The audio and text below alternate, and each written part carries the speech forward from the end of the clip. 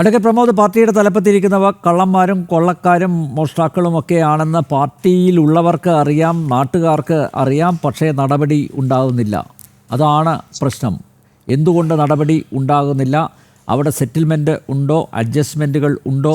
അതാണ് താങ്കൾ നേരത്തെ പോയിൻ്റ് ഔട്ട് ചെയ്തത്. പക്ഷേ പ്രിൻറ്റു അത് കൃത്യമായിട്ട് പറഞ്ഞു. BJP അത്തരത്തിൽ സന്ധി ചെയ്യുന്ന ഒരു സമീപനം ഇതുവരെ സ്വീകരിച്ചിട്ടില്ല. കരുവന്നൂർ കേസടക്കം അത് പൊതുസമൂഹത്തിൻ്റെ ശ്രദ്ധയിലേക്ക് കൊണ്ടുവന്നത് പാർട്ടിയാണ്. ശക്തമായ ഇടപെടലുകളുണ്ടായി സുരേഷ് ഗോപിയുടെ നേതൃത്വത്തിൽ. അതിന് കിട്ടിയൊരു അംഗീകാരം തന്നെയാണ്, ജനങ്ങൾ നൽകിയ അംഗീകാരമാണ് അദ്ദേഹത്തിൻ്റെ MP സ്ഥാനം. ഇപ്പോൾ അദ്ദേഹം കേന്ദ്രമന്ത്രി ആയിരിക്കുന്നു. അപ്പോൾ നോക്കൂ, ഈ ഒരു പ്രശ്നം, അതായത് ഈ അധോലോകം, CPM ജില്ലാ നേതൃത്വം അതൊരു അധോലോകമായിട്ട് പ്രവർത്തിക്കുന്നു.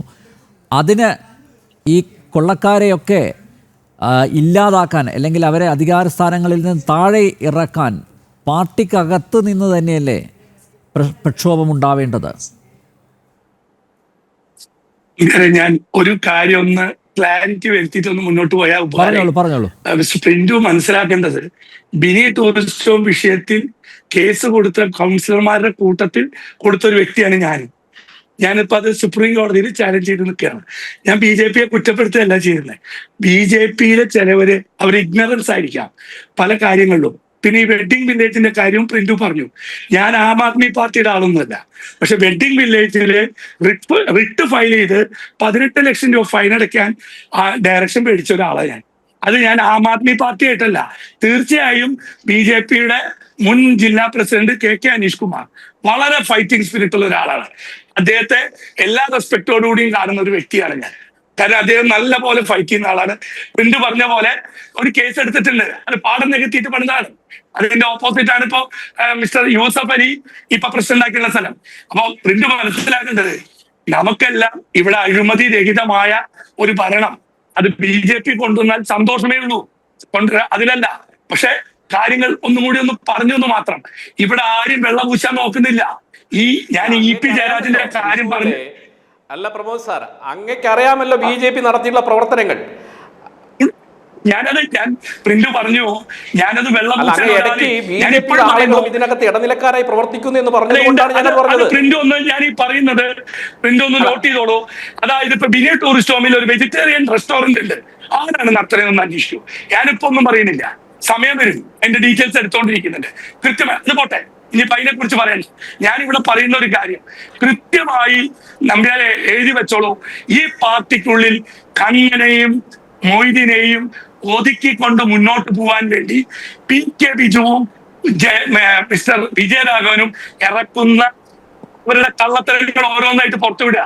ഇതൊക്കെ ഇത്രയും നാൾ പൂട്ടി വെച്ചിരിക്കുന്നത്. ഇപ്പൊ ഓരോരുത്തരുടെ വരുന്നു. ഇത് കുറച്ച് കഴിയുമ്പോൾ ഞാൻ ഈ കരുവന്നൂർ കേസിലെ പറയാം. അതൊക്കെ പ്രമോദ്, ശരത്തിനെ ഇറക്കാൻ സ്ത്രീ വിഷയത്തിൽ പിന്നെ DYFI പുറത്ത് ആക്കിയ ഒരാൾ, അതെ, ആ വൈശാഖന്റെ കരുനീക്കങ്ങളാണ് ഈ ശബ്ദരേഖ പുറത്തു വരാൻ കാരണമെന്നും അറിയുന്നു. അപ്പൊ ആ വഴിക്കും നടക്കുന്നുണ്ട്. നിങ്ങളൊരു കാര്യം മനസ്സിലാവും, DYFIയുടെ ബിൽഡിംഗ് പണികളിലും വെട്ടിപ്പ് തല്ലുന്നതായിട്ടാ.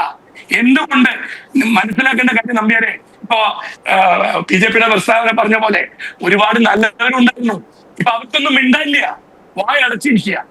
ഇനി ഞാനീ പറഞ്ഞല്ലോ, കൃത്യമായി ഇവിടെ ഒരു അന്വേഷണം വന്നാൽ, ഞാൻ എന്തുകൊണ്ട് പറയുന്നു എന്ന് വെച്ചാൽ അദ്ദേഹം തന്നെ സമ്മതിച്ചു എല്ലാ വിഭാഗത്തിലും ഉണ്ട്.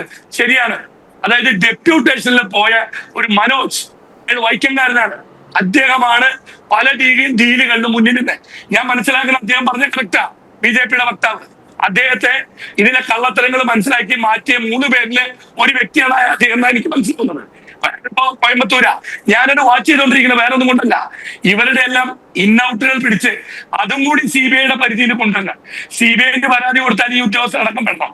അത് കൊണ്ടുവന്നാലേ ഇതിലെ കൃത്യം ആരൊക്കെ ഒഴിവാക്കാൻ വേണ്ടി എന്തൊക്കെ കള്ളത്തരം ചെയ്തു എന്നുള്ളത് കൂടി പുറത്തു വരുള്ളൂ. കൃത്യമായിട്ട് BJP പ്രതിനിധി മനസ്സിലാക്കുക, രാജീവ് ചന്ദ്രശേഖരന്റെ വരവ് BJPക്ക് ഒരു മുതൽക്കൂട്ടാണെന്ന് അറിഞ്ഞുകൊണ്ട് അദ്ദേഹത്തിന്റെ മെയിൽ ID വെച്ച് കൃത്യമായി ഇവിടുത്തെ കള്ളത്തരങ്ങൾ മെയിൽ അയച്ചൊരു വ്യക്തിയാണ് ഞാൻ. അതുകൊണ്ടല്ല, അദ്ദേഹത്തിന് പണത്തിന്റെ ആവശ്യമില്ല. Is a very good coming from a very influential family. കത്താനും പിടിക്കാനും ഒരിക്കലും നിൽക്കില്ല. വിശ്വാസം അനീഷ് കുമാറിനെ കുറിച്ചും ആ വിശ്വാസമുണ്ട്, ജസ്റ്റിനെ കുറിച്ചും ഉണ്ട്, ഇല്ലായിരുന്നില്ല. പക്ഷെ നമ്മളെ ഇടയിൽ ഇപ്പോൾ ഏത് പാർട്ടിയുടെ എടുത്തു വെക്കുള്ളൂ. അപ്പൊ ഡോക്ടറോട് പറയാനുള്ളത്, ഡോക്ടറെ രാഹുൽ മാങ്കൂട്ടം സമ്മതിച്ചു, ഇദ്ദേഹം ഇത് ഏതെന്ന് പറയാൻ ലജ്ജ തോന്നുന്നു ഡോക്ടറെ. അദ്ദേഹത്തിന്റെ കൂടെ അപ്പുറത്ത് സംസാരിച്ച ആള് സമ്മതിച്ചു എന്ന സൗണ്ടാണ്. അപ്പൊ ഇപ്പുറത്തെ ആള് അതൊരിക്കലും ഈ ഡിവൈഎഫ്ഐയുടെ ജില്ലാ സെക്രട്ടറി അയാൾ പ്രതീക്ഷിക്കുന്നത് അപ്പുറത്ത് കൂടെ പോയി എന്ന് മാത്രം.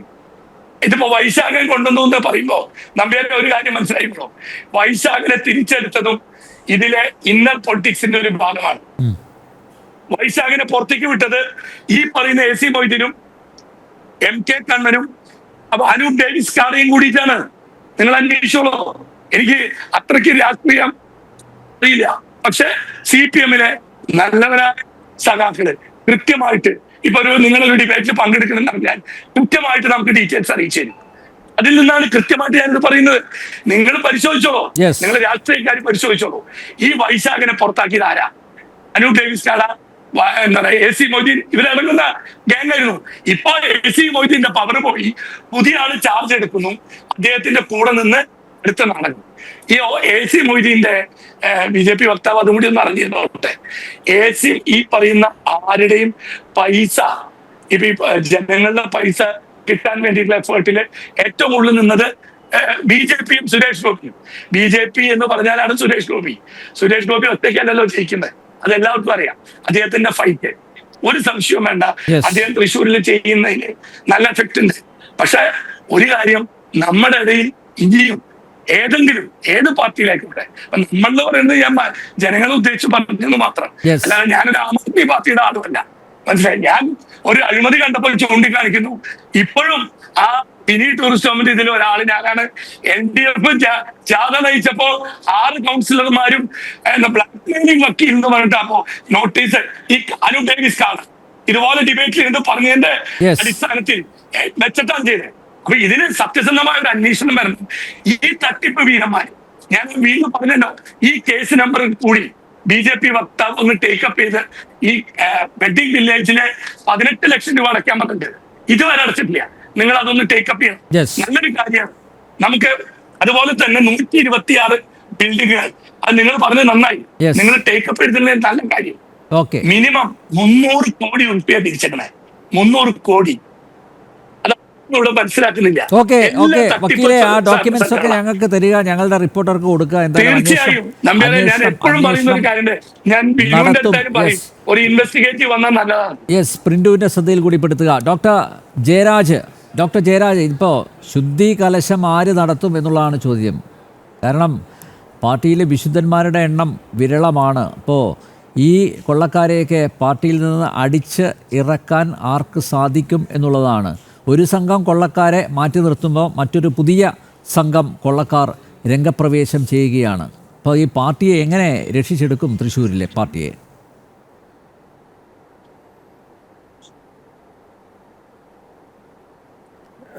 അനിലേട്ടാ, അതിനു മുമ്പ് എനിക്ക് ചില കാര്യങ്ങൾ പറയാനുണ്ട്. പ്രിൻ്റോട് സംസാരിച്ചുകൊണ്ടിരുന്ന സമയത്ത് മുണ്ടേൽ കോരൻ്റെ മകൻ എങ്ങനെയാണ് ഇത്ര അധികം പണം ഉണ്ടാക്കിയത്, മണിമാളികൾ ഉണ്ടാക്കി എന്നൊക്കെ പറഞ്ഞിട്ട് മുഖ്യമന്ത്രിക്കെതിരെ പരാമർശം, ജാതീയമായ പരാമർശം തന്നെയാണ്, അല്ലെങ്കിൽ ചെയ്യുന്ന തൊഴിലിൻ്റെ പരാമർശമായിട്ടാണ് ഞാനതിനെ കാണുന്നത്. അത് എനിക്ക് പേഴ്സണലി ഭയങ്കര ഇൻസൾട്ട് ഉണ്ടാക്കുന്ന ഒരു കാര്യമാണ്.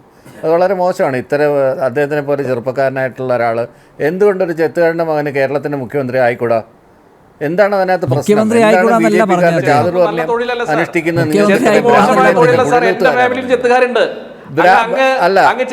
മോശമായിട്ട് പറയല്ലേ? അങ്ങ് അങ്ങനെ ഞാൻ ചെത്തിനെ മോശമായിട്ടല്ല പറഞ്ഞത്. ഒരു അങ്ങനെ സംസാരിക്കാതെ അത് ശരിയായ നടപടിയല്ല. പ്രിന്റുവിന്റെ ജാതി എന്താണ്, മതം എന്താണ്, ഏത് നാട്ടിൽ നിന്ന് വരുന്നതെന്ന് ചോദിച്ചിട്ടൊന്നുമല്ലല്ലോ ഞാൻ സംസാരിച്ചത്. ഇവിടെ ആരും സംസാരിച്ചത് അങ്ങനെയല്ലോ. അത് മൈതാന പ്രസംഗത്തിൽ പ്രിന്റുവിന് പറ്റിയ അബദ്ധം ഞാൻ ക്ലിയർ ചെയ്ത് തരാം. മൈതാന പ്രസംഗത്തിൽ പോയതാണ്. ഇനിയിപ്പോ അതിനകത്ത് ഉരുളേണ്ടുന്ന കാര്യമൊന്നുമില്ല. അതല്ലല്ലോ നമ്മുടെ വിഷയം.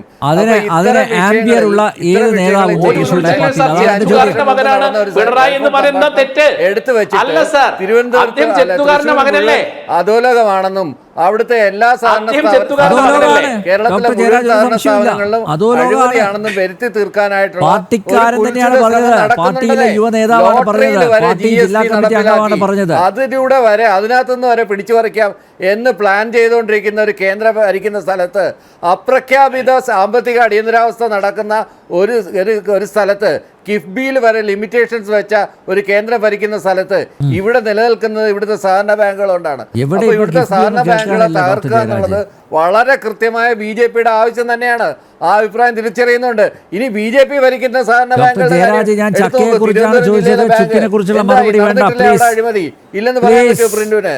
ഡോക്ടർ ജയരാജ്, അല്ല, ഈ പാർട്ടിയെ രക്ഷിച്ചെടുക്കാൻ പറ്റിയ ആരുണ്ടെന്നുള്ളതാണ് എന്റെ ചോദ്യം. ആരുമില്ലാന്ന് താങ്കളുടെ മറുപടിയിൽ നിന്ന് വ്യക്തമായിരിക്കുന്നു. അല്ല, നമുക്കിവിടെ അവസാനിപ്പിക്കാം. എന്തായാലും സഖാക്കന്മാരോട് എനിക്ക് പറയാനുള്ളത്, സഖാക്കന്മാരെ പ്രത്യേകിച്ച് പണ്ട് പ്രതിപക്ഷത്തിരിക്കുമ്പോൾ പോലീസിൻ്റെ അടികൊണ്ട് ഇപ്പോഴും ശാരീരിക അസ്വസ്ഥതകളുമായി മരുന്ന് വാങ്ങാൻ പോലും പണമില്ലാത്ത സഖാക്കന്മാരെ, രക്തസാക്ഷികളുടെ ഉറ്റവരും ഉടയവന്മാരുമായ സഖാക്കന്മാരെ, കൊലക്കേസുകളിൽ ശിക്ഷിക്കപ്പെട്ട, ജീവിതം ജയിലറകളിൽ ഒതുക്കാൻ വിധിക്കപ്പെട്ട സഖാക്കന്മാരെ നിങ്ങൾ ഇനിയെങ്കിലും തിരിച്ചറിയുക. ഈ പാർട്ടിയെ നയിക്കുന്നവന്മാർ കള്ളന്മാരും കൊള്ളക്കാരുമാണെന്ന് ഇവർ ഒന്നും ലീഡേഴ്സല്ല, ഡീലേഴ്സാണ് പറഞ്ഞത്. പാർട്ടിയിലെ യുവ നേതാവാണ്. പാർട്ടിയുടെ പേരും പറഞ്ഞ് പാവപ്പെട്ടവരുടെ ചോര ഊറ്റിക്കുടിക്കുന്ന അട്ടകളാണ്. നക്ഷത്ര ബംഗ്ലാവുകളിൽ, നേരത്തെ ഇവിടെ പറയുകയുണ്ടായി, മണിമാളികകളിൽ അന്തിയുറങ്ങുന്ന, ആഡംബര വാഹനങ്ങളിൽ കൊള്ളയടിക്കാൻ പോകുന്ന അഭിനവ ഡീലേഴ്സിനെ ഇനിയും നിങ്ങൾ മനസ്സിലാക്കുന്നില്ലെങ്കിൽ നിങ്ങൾ മണ്ടന്മാരും മൂടന്മാരുമാണെന്ന് മാത്രമേ ഇപ്പോൾ പറയുന്നുള്ളൂ.